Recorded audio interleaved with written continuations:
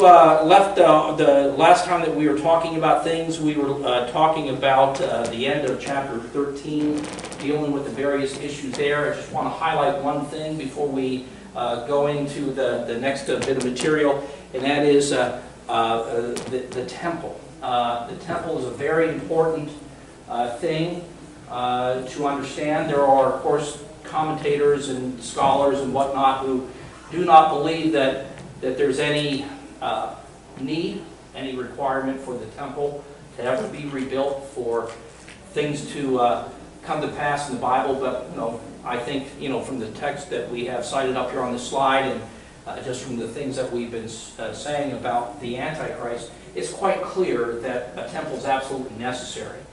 One of the things that we'll be looking at tonight, we're going to concentrate this evening looking at what is going to be happening right at the very beginning of the 70th week. We're going to be looking at that with this in mind. That is probably one of the most intrinsically interesting aspects of end times, because those things that are happening right at the very beginning of the 70th week are the things that should set off some kind of a flag for us.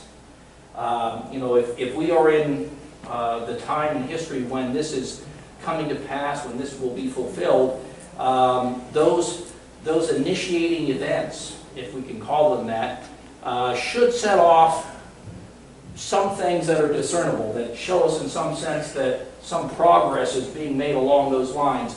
And one of those things, of course, is the temple. And that's why we're visiting in it here right now for just a short stay. The temple is one of those things that has to be in place, I think, relatively early in the 70th week. And when I say in place, I don't mean that it has to be built. I don't think that it actually has to be built and ready to function until right 3.5 years into it.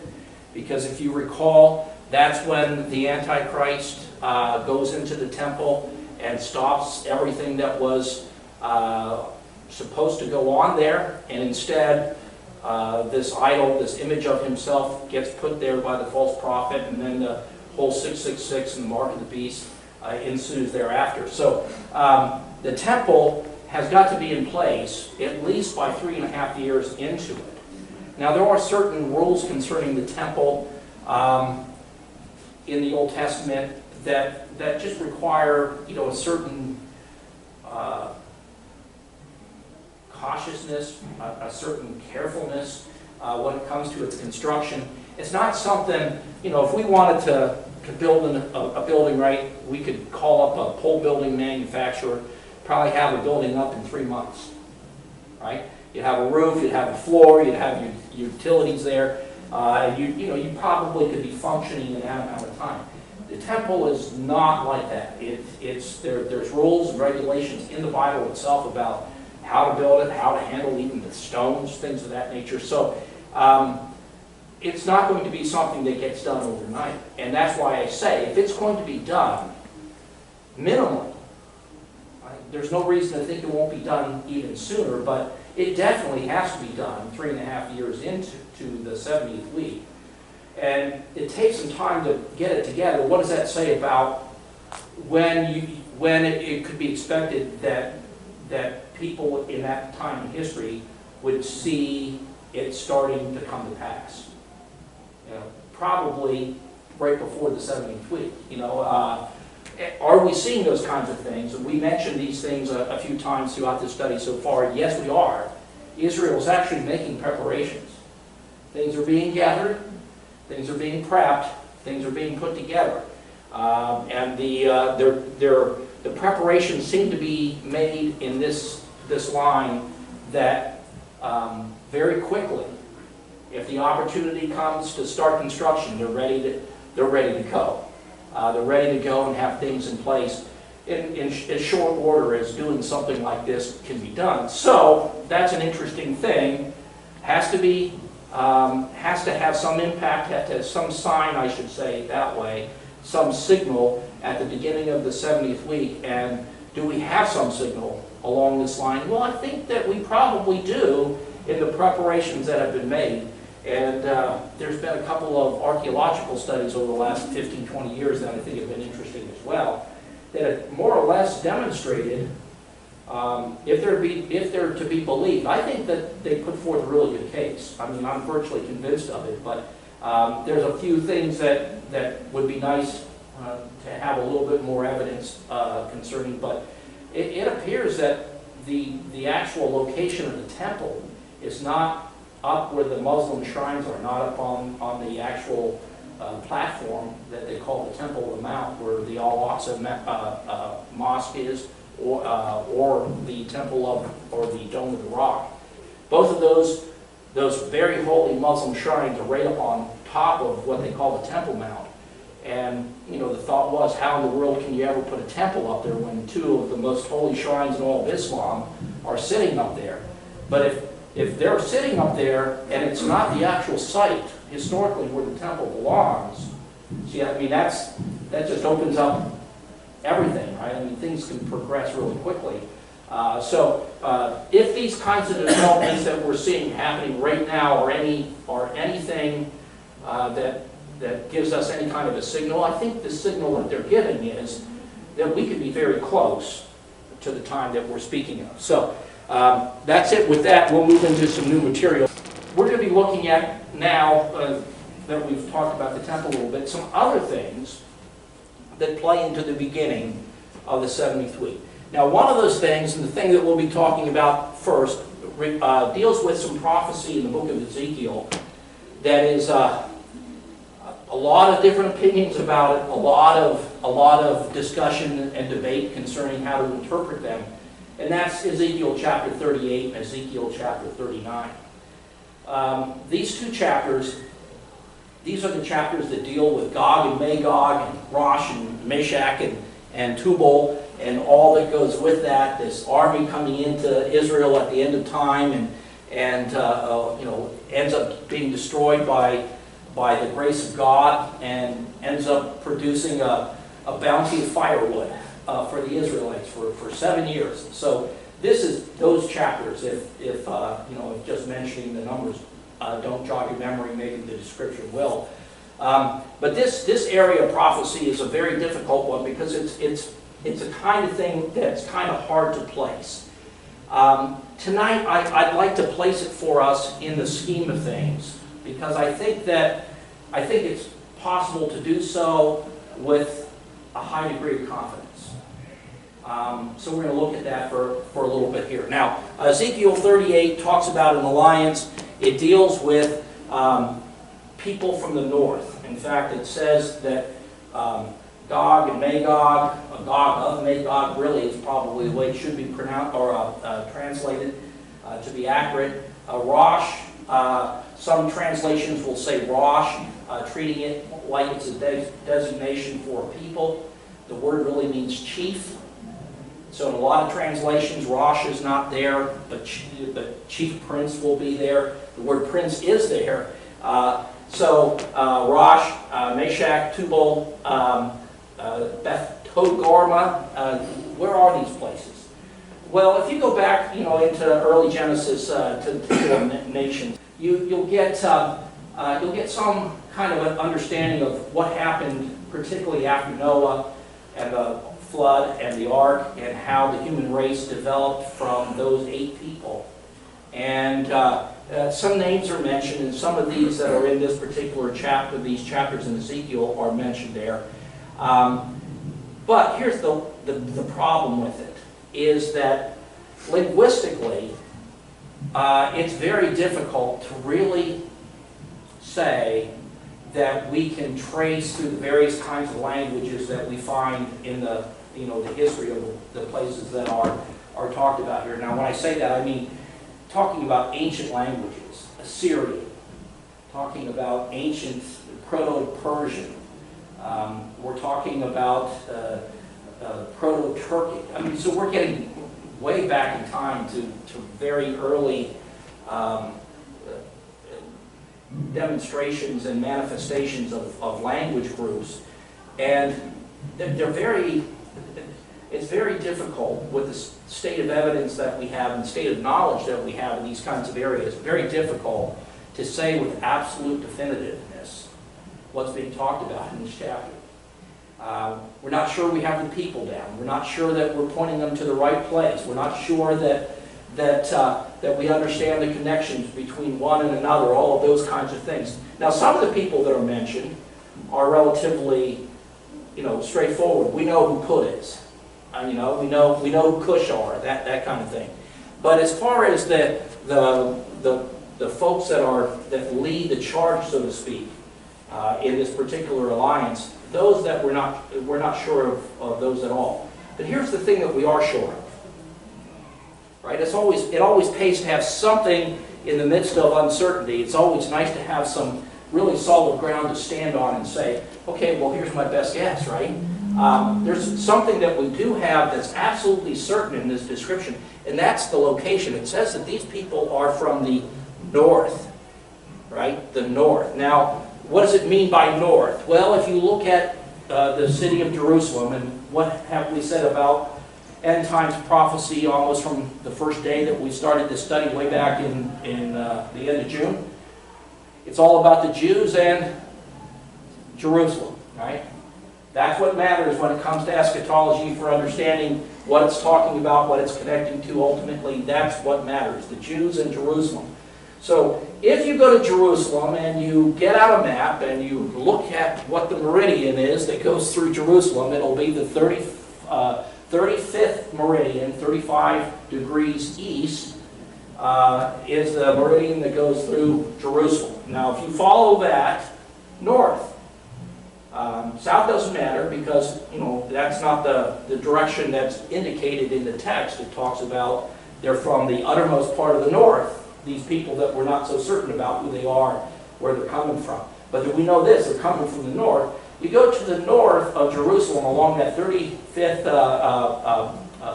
meridian, and what do you find? Well, the first place that you find, believe it or not, you would think maybe it would be Syria, but it's not. It actually kind of skirt right around Lebanon, and you go on into Turkey. It goes right through the middle of Turkey. Right? So Turkey is like smack dab in the middle of what's being in view for Ezekiel chapter 38. Does that mean that Beth Togarmah, which would be the house of Togarmah, would that maybe be Turkey? Who knows? It could. Kind of sounds similar, but that's a feather in the wind, isn't it? It's who knows for sure, but we do know that's north. And so Turkey is something of interest. If you keep on following that north, of course, it goes up and then into the Black Sea, and then it goes right through, it goes right through the city of Sevastopol. Now, Sevastopol is a big city on the Crimean Peninsula, and this was in the news just a few years ago. Remember, this is the place where former Russian nationals were in a great proportion of the population of that place, mainly because the Russian Navy, the USSR, of course, back in the day, had one of the largest naval bases there. And so there was a lot of ethnic Russians living in that place. Now, that place historically belonged to Ukraine. And that's where it was assigned. When the Soviet Union broke up, it was part of the Ukraine. But the Russians, the ethnic Russians that were living there, did not like that. They did not like being associated with Ukraine. They wanted to be associated with Russia, Mother Russia herself. And so a few years ago, of course, there was that big rebellion that occurred on the Crimean Peninsula, and then they had that so-called plebiscite that was taken in that area. And those people, that population, voted to leave Ukraine and join Russia. And then it was followed just a short time later by a Russian vote to receive them in. And so basically that area has been annexed through legal means by Russia and is now part of Russia. So Russia is there, but if you keep on going up from that Crimean Peninsula, what do you hit? You hit the Ukraine. And then you keep on following it, you end up just south of the Kola Peninsula, right beside St. Petersburg, for the most part, but you end up in Russia. So here's the players. North, Turkey, Crimea, Ukraine, and Russia. That's basically it. So even though we may not know for sure what Torgama refers to, even though we may not know what Gog and Magog refer to, even though we may not know what Meshach and Tubal are talking about, there's been guesses. I mean, I've seen some interesting guesses. Most of them all end up pointing to the right place eventually anyhow. But we do know this. These are the places that are north. Now, here's the cool thing about this. Remember, I'm saying that we are talking about things that are at the beginning of this 70th week. We are talking about things that are occurring that basically initiate it or get it started, get it kicked into gear, and issues directly north of Jerusalem are going to be part of that equation. Why that is so interesting for all of you tonight is just this. If you recall, in the last week, if you were looking at the news or listening to broadcasts, would have heard this story. 100,000 Russian troops have amassed on the Ukrainian border. How many of you saw that article? What is interesting about that? Well, nothing much, maybe. I mean, Putin is saying that they're there because of all the NATO exercises taking place in Poland, taking place up in that area that used to be part of the Soviet Union. They don't like it. They feel like we are pushing our weight around in places that we don't belong, so to speak, that kind of thing. And so he said, two can play at this game right, and so he's amassed all these troops on the border. But we know that more than that is going on there. I mean, Russia has had some thousands and thousands of troops at odd times during this time when the dust-ups with the Ukraine have been happening and the whole Crimean affair came off. What concerns me, and I don't know that it's really a concern, I mean it is, who likes war and all that kind of stuff, but what that is a concern for me prophetically is just this.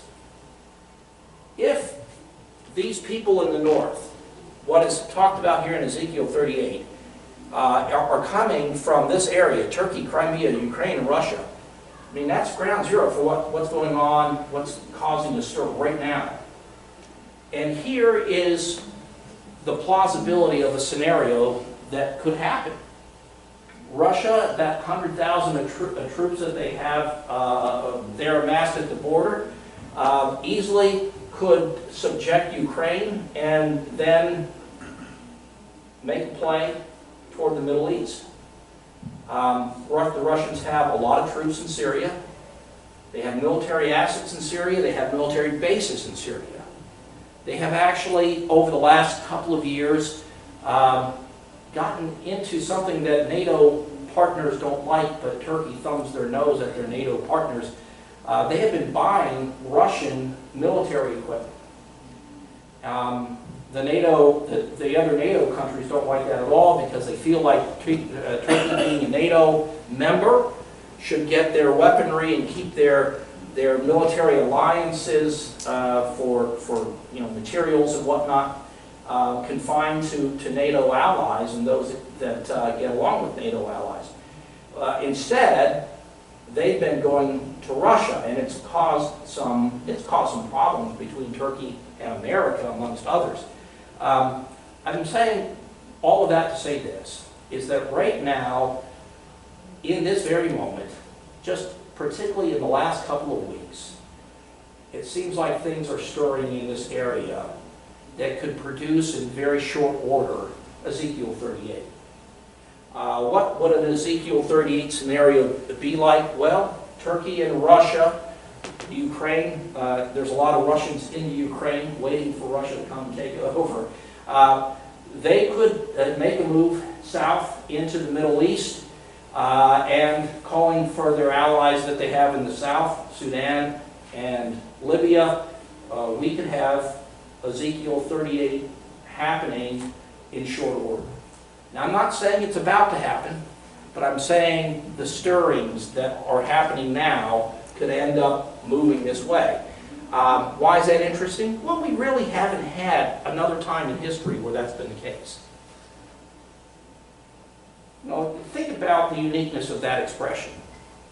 That we really haven't had another situation like this in history.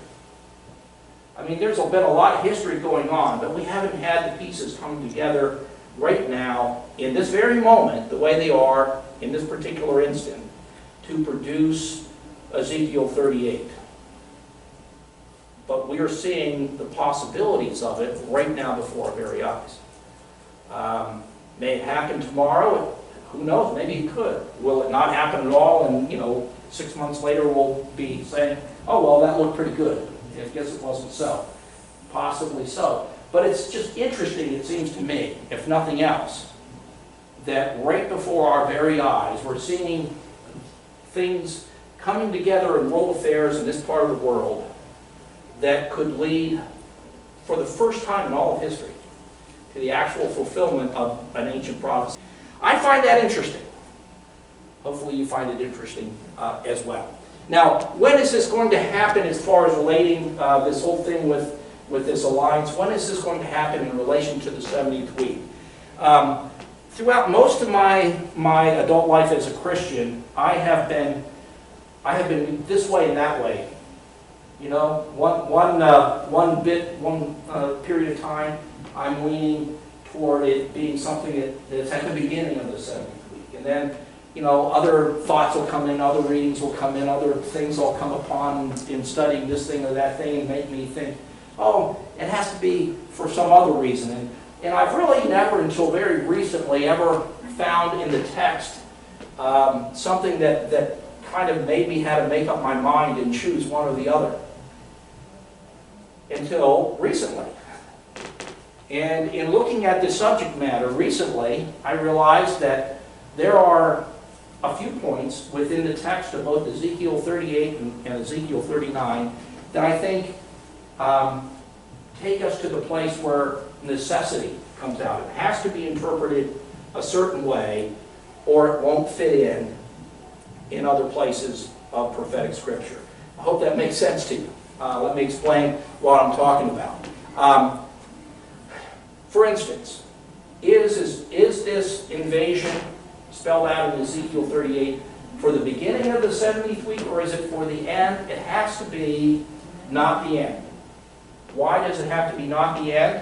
Well, it can't be in the second 3.5 years of the 70 years, because in the description, and there's the verses, Ezekiel 38, 7 through 16, there's a description of what Israel is like when this invasion takes place. And what it says is that it's unwalled villages, it's at peace, it's a people that have recovered from war. Okay? So you're looking at a description in this segment of Ezekiel chapter 38. You're looking at a description that tells us that Israel has got to be in a place that would be impossible for it to be in the last 3.5 years of the tribulation. Why? Well, because Israel won't be in a situation of peace in those last 3.5 years. Why? Well, we know that the Antichrist goes in, right smack dab in the middle of it, goes into the temple in Jerusalem, takes over things, defiles the temple, sets up the idol, begins the mark of the beast, and we know that the only thing that saves anyone during that time is a refusal of the mark, and basically that leads to jail and getting your head chopped off. So that's the description that you have right here is impossible to align with the description of what we have is going to be happening in Israel in the last 3.5 years. So that tells you that bit of logic right there, that bit of text right there, tells us something definitive. It cannot be in the last part of the 3.5 years. So that's why I think I can say with a strong and firm confidence tonight that the invasion of Israel that is spelled out in Ezekiel 38 and 39 will be something that happens at the beginning, maybe even as the precipitating event of the 70th week of Daniel. It could be believe it or not, in association with the sixth seal. Now I'm going to read you these passages of Scripture. You see the little symbol I have up there, a little abbreviation. We're going to compare 19 through 23 in Ezekiel chapter 38 with a little passage out of Revelation chapter 6. So that's what we're going to do. As I read this to you, take special note to all of the descriptive matter that you hear in there to see if something doesn't ring a bell from one to the other. As soon as I get my nice thin pages here to turn. Here we go. All right, I'm going to start reading with verse number 19. This is what it says there. As soon as I can see what I'm doing here. There we go.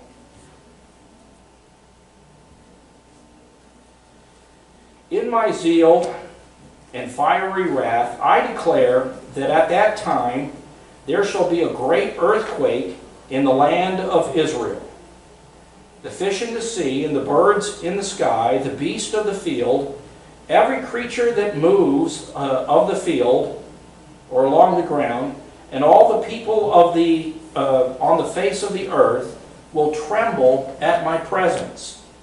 The mountains will be overturned, the cliffs will crumble, and every wall will fall to the ground. I will summon a sword against God on my mountains, declares the sovereign Lord. Every man's sword will be against his brother. I will execute judgment on him with plague and bloodshed. I will pour down torrents of rain, hailstones, and burning sulfur on him, and on his troops, and on the many nations with him. And so I will show my greatness and my holiness, and I will make myself known in the sight of many nations. Then they will know that I am the Lord. Okay, now that's a description from God out of the book of Ezekiel chapter 38 during this invasion that's launched by this alliance. This is God saying what he's going to do in response to it and what kind of impact and effect that may have. Now, I'm going to read this section, and we've read this section before out of Revelation chapter 6, but I'll read it again just so that we can hear it fresh, starting with verse number 12 in chapter 6. It says there, I watched as he opened the sixth seal. There was a great earthquake. The sun turned black like sackcloth made of goat hair. The whole moon turned blood red, and the stars of the sky fell to the earth as figs drop from a fig tree when shaken by a strong wind. The heavens receded like a scroll being rolled up, and every mountain and island was removed from its place. Then the kings of the earth, the princes and the generals, the rich and the mighty, and everyone else, both slave and free, hid in caves among the rocks of the mountains. They called to the mountains and the rocks, fall on us and hide us from the face of him who sits on the throne and from the wrath of the Lamb. For the great day of his wrath has come. Who can withstand it? Now, when I look at those two passages of Scripture, it dawns on me that these really could be parallel descriptions of the same event. Some of the key points that are in there, I didn't do that. I could have kind of emphasized them when I was reading, but I didn't want to do that. I wanted, if this is making sense, it should make sense without me, spoon feeding it to you. But there's a couple of features in there that are very, very salient as far as what's going on, and that I think they kind of line up with each other. The earthquake, the mountains being moved, the islands being moved, generals being involved, kings, and of course just the whole sense of the recognition that this was the hand of God and woe was me. Oh no. All of those elements are in both areas. It dawns on me that it's not a bad interpretation at all to see that what Ezekiel chapter 38 is talking about is an invasion of Israel that's going to happen from Turkey and Russia and their allies that is going to come to naught and be destroyed by the intervention of God, that for all intents and purposes ends up really being the sixth seal being broken open. We talked about the sixth seal before in regards to, the things that perhaps it would be doing in America, but recall what we said there. We were talking about the great volcanic cataclysm, talking about something like Yellowstone going off, or Long Valley, California going off, or Valles, New Mexico going off, a supervolcano, something, of the likes of Toba, something that is just, basically without precedent in history. Well, it's not really, but what I mean is at least something that's recorded as history. If something like that goes off, it's going to have impacts everywhere in the world. The earthquake described in Revelation chapter 6 is certainly one that seems to be global in its reach. And so I look at these elements that kind of line up together, and I see that Ezekiel chapter 38, this alliance invasion, is going to occur at the beginning of the 70th week, and the thing that basically I think derails it is going to be the sixth seal breaking open. And so not only will we get raptured out of here, as or in conjunction with the sixth seal, but that's also the time that this alliance in Ezekiel 38 and 39 occurs. Now, here's the interesting thing about that. Remember, I said that we're talking about things that have some kind of impact in the 70th week that should show some sign before the 70th week actually begins. The temple we talked about in that regard. It's not something that can be done overnight. Therefore, there should be some signals before the 70th week actually begins that temple preparation is in place. Are we seeing that sign? Believe it or not, we are. It's there if you want to go looking for it. One of the things, if I'm right about Ezekiel 38, and I think I'm probably am, but if I'm right about Ezekiel 38 and the nature of this invasion and its timing, is this the kind of thing that's going to throw some signs before the 70th week actually begins? Yeah. We should see some kind of issues going on with Russia and Turkey and troops and Libya and Sudan. We should see something stirring in those kinds of areas, signal things that say something may be afoot there. Are we seeing those kinds of things? I would say we're not seeing the kind of signals there that we are with the temple, but we're seeing something. Seeing, something, little subtle thing going on right now that is noticeable. Does it mean that it's about to break loose? I don't know about that, but at the same point in time, I think we're seeing something that has to give off signals just before the 17th week, start to give off signals. So far, in those two areas we looked at tonight, right? We look at this invasion of Ezekiel 38, we look at the temple preparations, and in both of those cases what we see is that those are things that have to begin before the 70th week starts. So if you are near the 70th week starting, but you haven't gotten there yet, you are likely to see something happening in those areas that tells you it's not long.